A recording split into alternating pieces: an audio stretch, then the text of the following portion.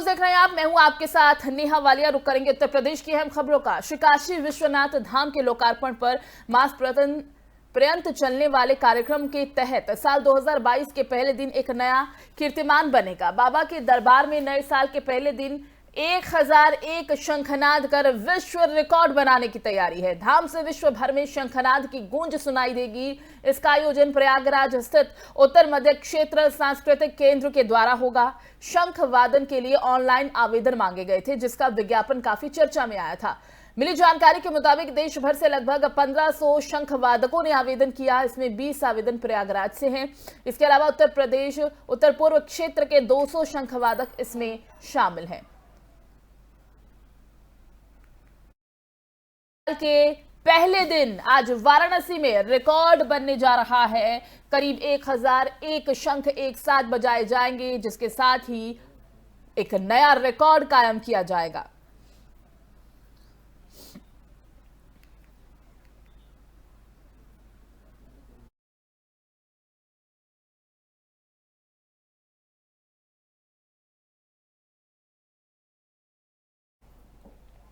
तो जैसा कि देश भर में आगाज कर दिया गया है 2022 का, अलविदा कह दिया गया है 2021 को। उत्तर प्रदेश से अहम खबर सामने आ रही है वाराणसी से, जहां पर आज वाराणसी में वर्ल्ड रिकॉर्ड बनाया जाएगा। कैसे? शंख बजाकर। जी हां, करीब 1001 शंख एक साथ बजाए जाएंगे, एक ही ध्वनि के साथ, और विश्व रिकॉर्ड आज बनाया जाएगा। तो अपने आप में ये एक अद्भुत नजारा होने वाला है वाराणसी की भूमि से, और इसके कौन कौन साक्षी बनेंगे वो अपने आप को और भी ज्यादा भाग्यशाली मानेंगे। तो 1001 लोग एक साथ आज शंख बजाएंगे, जिसके बाद ध्वनि एक साथ गूंजेगी, और उस ध्वनि के साथ पूरी आबो हवा शुद्ध हो जाएगी। और इसी के साथ आपको ये भी बता दें कि जब 1001 लोग एक साथ मिलकर शंख बजाएंगे तो उसके बाद वर्ल्ड रिकॉर्ड कायम होगा।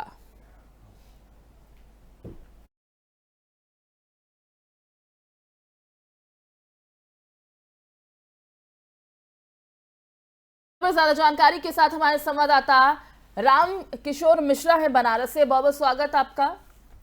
राम सुंदर मिश्रा जी हैं, तो किस तरह पूरी जानकारी क्या मिल पा रही है, क्योंकि अपने आप में बहुत ही अद्भुत ये नजारा होने वाला है जब 1001 लोग एक साथ मिलकर शंख बजाएंगे।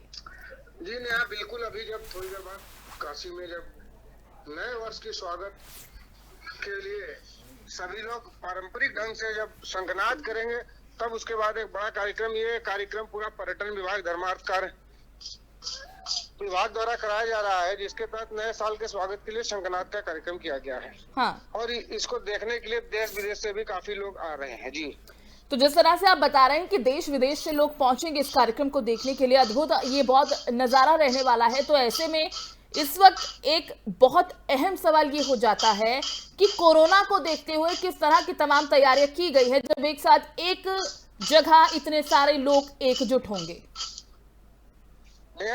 कोविड का जो प्रोटोकॉल है उसको पालन कराने के साथ ही ये पूरा कार्यक्रम का आयोजन किया गया है। चूंकि ये कार्यक्रम पूरी तरह से सरकारी है और धर्मार्थ कार्य विभाग द्वारा ये किया जा रहा है, तो पूरी तरह से कोरोना प्रोटोकॉल का भी पालन किया जाएगा। जी ठीक है, तो किस समय ये कार्यक्रम शुरुआत किस समय होगी?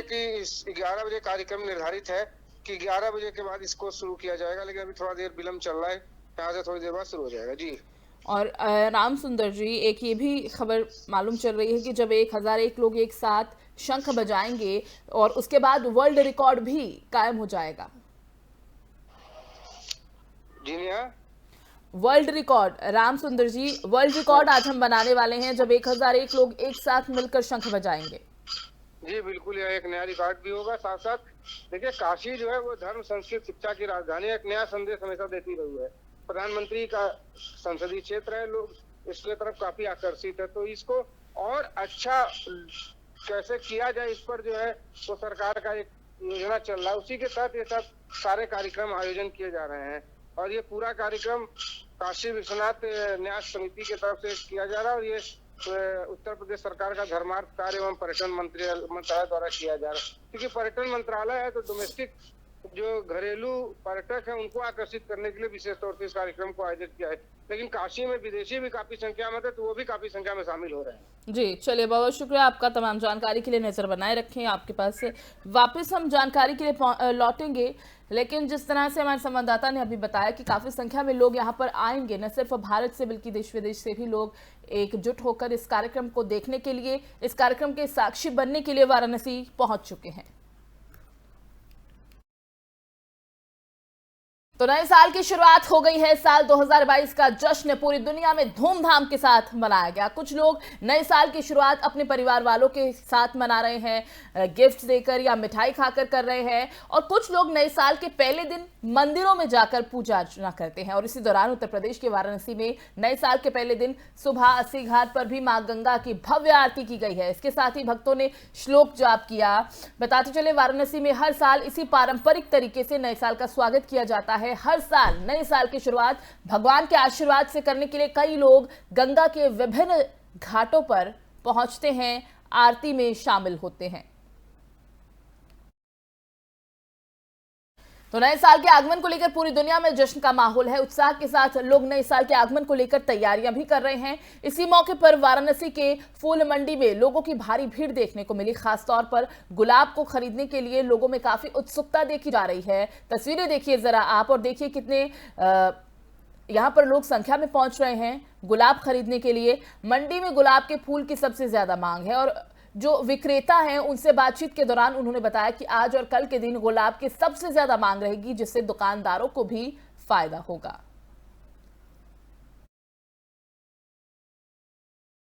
और उधर पीएम मोदी मेरठ में सरधना के ग्राम सलावा गांव में मेजर ध्यानचंद खेल विश्वविद्यालय का शिलान्यास करेंगे। इसे देखते हुए 2 तारीख को गंगा नहर पटरी मार्ग मुरादनगर के खतौली तक ये बंद रहेगा। ये पूरा ट्रैफिक NH58 पर ही चलेगा।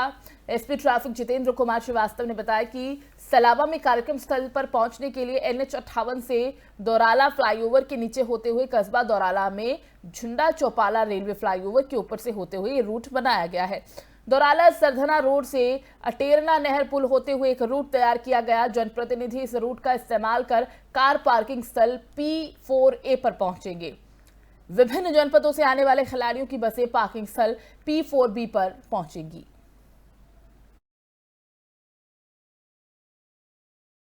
और उधर उत्तर प्रदेश की योगी आदित्यनाथ सरकार राज्य के हजारों मदरसा बोर्ड के छात्रों को बड़ा तोहफा देने जा रही है, जिसके तहत राज्य के मदरसा बोर्ड से पढ़ने वाले छात्रों को देश और विदेशों में नौकरी मिलने में अब आसानी होगी। जानकारी के मुताबिक उत्तर प्रदेश उर्दू अकादमी के अध्यक्ष कैफुल वरा ने कहा कि राज्य में करीब 17,000 मदरसों में पढ़ने वाले छात्रों को सेना समेत विभिन्न सेवाओं में सरकारी नौकरी मिल सकेगी और वो विदेशों में उच्च शिक्षा संस्थानों में प्रवेश ले सकेंगे, जबकि अभी तक यूपी के मदरसा छात्रों को ये सुविधा मिल नहीं पाई है। और पिछली सरकारों की अनदेखी के कारण यूपी मदरसा बोर्ड का कोब्जे में रजिस्ट्रेशन नहीं हो सका था, और इसी कारण मदरसा छात्र राज्य से बाहर नौकरियां करने के लिए आवेदन नहीं कर पा रहे। लेकिन अब जल्द ही मदरसा छात्रों की डिग्री की देश विदेश में भी मान्यता होगी। और उत्तर प्रदेश में चुनाव के ठीक पहले बीजेपी की जन विश्वास यात्रा देर शाम सिद्धार्थनगर जिले पहुंची। बलिया जिले से निकली ये जन विश्वास यात्रा सिद्धार्थनगर होते हुए बस्ती में खत्म होगी। बलिया से निकली इस यात्रा की अगुवाई कर रहे जल शक्ति मंत्री महेंद्र सिंह का सिद्धार्थनगर जिले में बीजेपी कार्यकर्ताओं ने जोरदार स्वागत किया। तो वहीं जिले में आयोजित जनसभा को जल शक्ति मंत्री महेंद्र सिंह के अलावा बीजेपी के स्थानीय जनप्रतिनिधियों और पदाधिकारियों ने भी संबोधित किया। इस मौके पर जल शक्ति मंत्री ने कहा कि जिस तरह से बीजेपी की इस यात्रा को अपार जन समर्थन मिल रहा है, उसे देखते हुए ये कहा जा सकता है कि उत्तर प्रदेश में बीजेपी की सरकार दोबारा पूर्ण बहुमत से आ रही है। साथ ही ये भी कहा कि बीजेपी की इस आंधी में कोई भी पार्टी दूर दूर तक नहीं है। और रायबरेली के हरचंदपुर विधानसभा सीट से कांग्रेस विधायक राकेश सिंह शुक्रवार को बीजेपी में शामिल हुए। मुख्यमंत्री योगी आदित्यनाथ के कार्यक्रम में कैबिनेट मंत्री स्वामी प्रसाद मौर्य ने मंच से इसकी घोषणा की। स्वामी प्रसाद मौर्य ने कहा कि कांग्रेस विधायक बीजेपी में पहले ही शामिल हो गए थे, लेकिन आज आपके शहर में सीएम योगी के सामने वो बीजेपी में शामिल हो रहे हैं। रायबरेली जो कांग्रेस का गढ़ है वो अब बीजेपी मय हो जाएगा। बताते चले कि कांग्रेस के बागी हरचंदपुर के विधायक राकेश सिंह की मुख्यमंत्री के कार्यक्रम में लगी होर्डिंग चर्चा का विषय बनी हुई थी। कई दिनों से यह अनुमान लगाया जा रहा था कि राकेश सिंह से, जो कि कांग्रेस विधायक है, वो बीजेपी में शामिल हो सकते हैं। अभी हाल ही में अदिति सिंह, जो कि कांग्रेस की विधायक थी, वो बीजेपी में शामिल हुई थी। और नए साल की शुरुआत के साथ देश के कई राज्यों में शीतलहर भी चल रही है। अब उत्तर प्रदेश भी इसकी चपेट में आ गया है। प्रदेश के कई जिलों में शीतलहर चलने के साथ ही कड़ाके की ठंड भी पड़ रही है।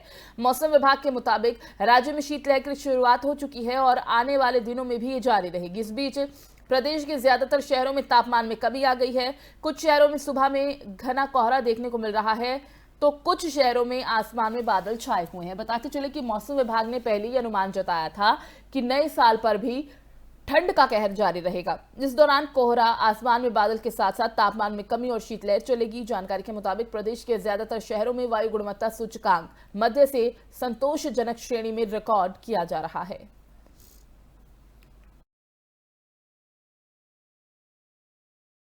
और वहीं उत्तर प्रदेश में अब कोरोना के मामलों में तेजी से इजाफा हो रहा है और राज्य में संक्रमण के नए मामले लगातार बढ़ रहे हैं।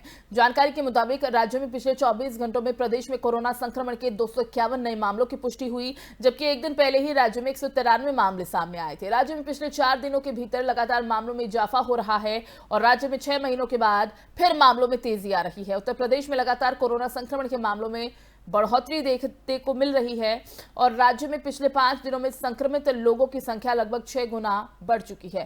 राज्य में कोरोना संक्रमण के सबसे ज्यादा मामले गौतम बुद्ध नगर में बढ़े हैं, जहां पिछले 24 घंटों में कोरोना संक्रमण के मामले अब 61 हो चुके हैं।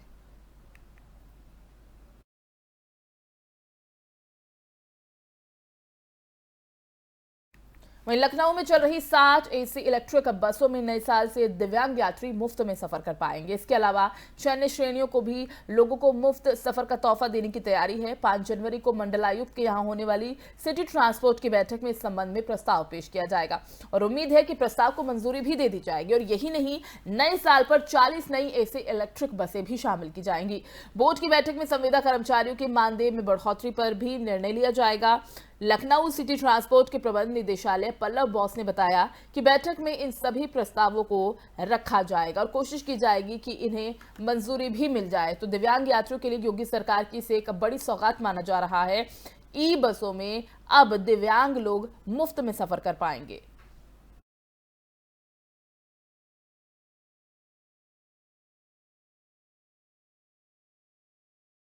उत्तर प्रदेश के इस खास बुलेटिन में फिलहाल बस इतना ही। बाकी खबरों के लिए आप बने रहिए एफएम न्यूज के साथ। मुझे दीजिए इजाजत। नमस्कार।